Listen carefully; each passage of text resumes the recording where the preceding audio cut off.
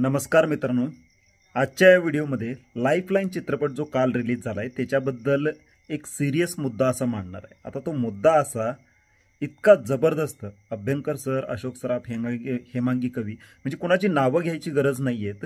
सर्वच कलाकारांनी म्हणजे अक्षरशः पूर्ण क्रूनी म्हणजे पडद्यामागचे कलाकार असू दे किंवा पडद्यासमोरचे पडद्यावरचे कलाकार असू दे, म्युझिक सर्व काही उत्तम आहे या चित्रपटाचं। पण पिक्चर मार कुठं खातोय बघा।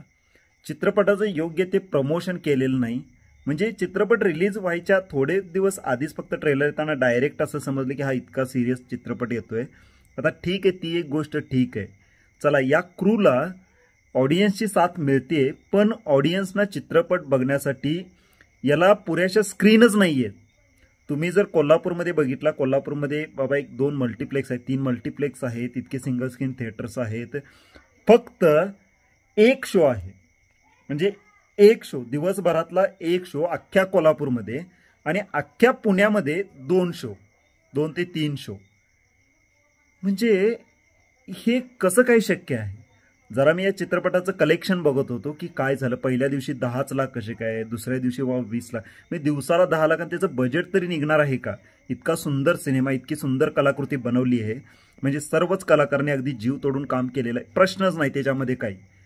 पण जर स्क्रीनच उपलब्ध होत नसतील इतक्या चांगल्या चित्रपटाला, काय उपयोग काय? आणि त्याच्या विरोधात तो कुठला औरों में क्या दम था आणि उलझ, हे म्हणजे कुठले तरी जुन्या पठाडीतले पिक्चर, फक्त ते हिंदी आहेत, बॉलिवूडचे आहेत म्हणून त्यांना स्क्रीन दिले आहे। आता त्याला पण कारण आपणच आहोत, कारण काय, महाराष्ट्रात ते हिंदीचे चित्रपट बघितले जातात, त्यामुळे आता तर थिएटर मालक तरी काय करणार? हा कुठंतरी म्हणजे विचार करण्यासारखा एक मुद्दा आहे।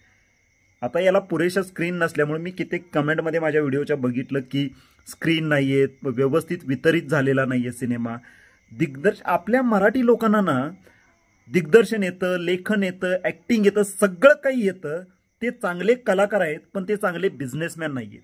आणि हे माझं लाईफलाईनच्या टीमसाठी ही एक सूचना आहे, तुम्ही एक चांगले बिझनेसमॅन बना आधी।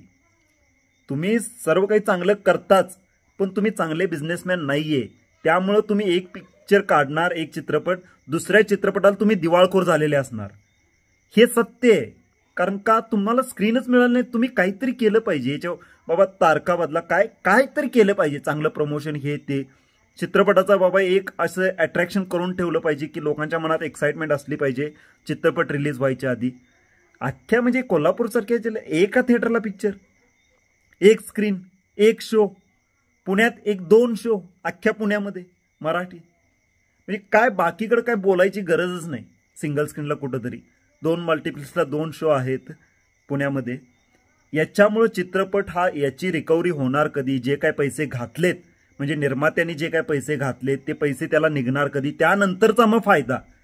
अशानं मग तो निर्माता दुसरा चित्रपट काढायचं धाडसच करणार नाही, कशाला करेल?